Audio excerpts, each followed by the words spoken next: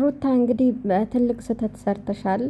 ሜሪን አናድዳለሁ ብለሽ ነው ወይስ ሜሪ መታ ስለተናገረች ነው ይሄን ያክል በልጅሽ ምለሽ እኔ አላሳገትኳትም እኔ ያለችበትም አላቅም ብለሽ እንደዛ የሆንሽው? ያው ነገ የፍርድ ቤት ቀጠሮ አላችሁ ወይስ ቀጠሮውን ፈርታችሁ እንታሰራለን ብላችሁ ፈርታችሁ ነው?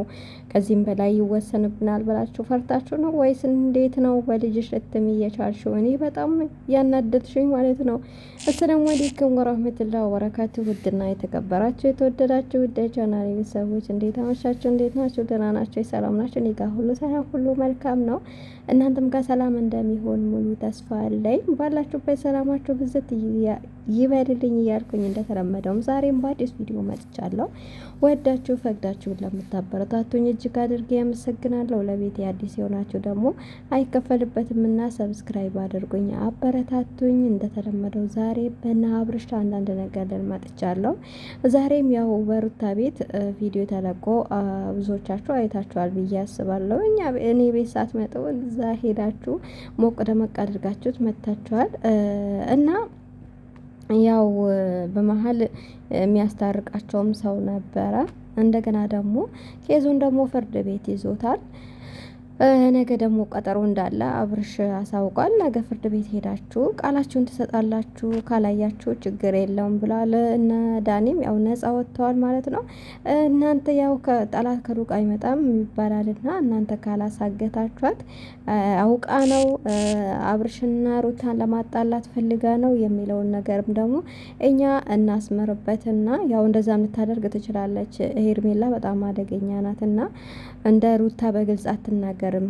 ብዙ ነገሮችን በውስጧ ነው የምትይዘው እና በውስጡ የሚይዝ ሰው ደግሞ ኃይለኛ ሰው ነው እና አላኩል ያህልን እሷ ራሷም የቀጠፈችው ነገር ሊሆን ይችላል። ነገር ግን ሩታ መታ በልጇ ስትምል ያለኝ ነገር ልጄ ነው ያኔ በልጄ ምዬ ካላመናችሁ ምንም ማድረግ አልችልም ብላ በልጇ ምላለች ማለት ነው። በልጅሽ እንትን ምንድነው መማልም አይጠበቅብሽም ነበረ። የፍርድ ቤት ኬዝ አለሽ። አዎ እስከሚያልቅ ድረስ ደግሞ ፍርድ ቤቱ ምን እንደሚያደርግ ማየት ነበረብሽ። የጣት አሻራ የለባችሁም።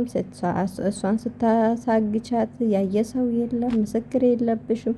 ያለ ምስክር ታስረሽ እንደውም አንቺ በራስሽ እነሱን መከሰስ ትቺ ነበር ማለት ነው። ኬዙ ሳያልቅ እነሱን መክሰስ ትቺ ነበር። ያው አንዳንዴ የዋህነሽ አብርሽም ደግሞ እንዲጎዳ አትፈልጊም። እንደ ሌሎቹ አይደለሽም እና ያው እንደ አብርሽን በእርግጥ እንደ ብትወጂ ሁላችንም እናውቃለን። ይቺ አጁዛ ራሷን ለራሷ ብጤዋም ድስት ክዳኑን አያጣም እንደሚባል የራሷን ብጤ መፈለግ ትታ በሰው ላይ መታ ፊጥ ብላ የእናንተን ትዳር በትናለች እና እኔ ለሷ አግዛችሁ በቃ ብዙ ነገር የምታወሩ ሴቶች በጣም ነው የምትገርሙኝ።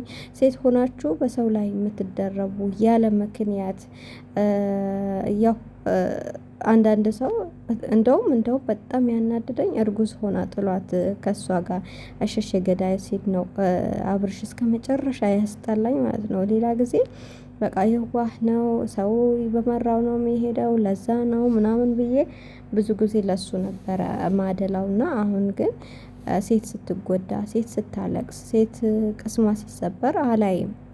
ያኔ ደስ አይለኝም እና ያው ጥፋት አለባት በሄርሜላ በጣም ማጥፍታለች። የራሷን ህይወት መፈለግ ሲገባት ሰው ላይ መታ ካላገባኸኝ እሷ ትበድልሃለች፣ እሷ እንደዚህ ትልሃለች ብላ በግልጽ እየነገረች እሷን እንዳይወዳት ነው ያደረገችው እና በውስጡ ግን አልወጣችም። ሩታ በጣም ነው የሚወዳት። ቢወዳትም ያው የሀበሻ ወንዶች በተለይ ከወለዳችሁ በኋላ ያው እሄዳለሁ የሚለው ራሱ ጋፕ ያደርጋልና አሁን ራሱ አልተዋጠለትም። ያው ዞሮ ትንሽ በእኔ ሰበብ ነው ወይ የታገተችው ይባላል ብሎ ፈርቶ ነው እንጂ ይቅርታ ሌላ ነገር አይደለም። አላኩል ያህልን የማዳም ቅመሞችም ደግሞ አረጋጉት፣ ነገራቶቹ ይስተካከላሉ። እንደዛ ከሆነ መምጣቷ አይቀርም ማለት ነው። ግን ቻናሏን አቀዘቀዘችው። በእሷም ቻናል እኮ መልቀቅ ነበረባችሁ። እና ቀዘቀዛችሁትና በሱም ደግሞ ቻናሏ ራሱ አሳዝኖኛል። ለእኔ ስጡኝና ወይም ደግሞ እኔ ልስራበት፣ በዛውም የኔውንም አሳድገዋለሁ። 4 አመት ድረስ አላድግም።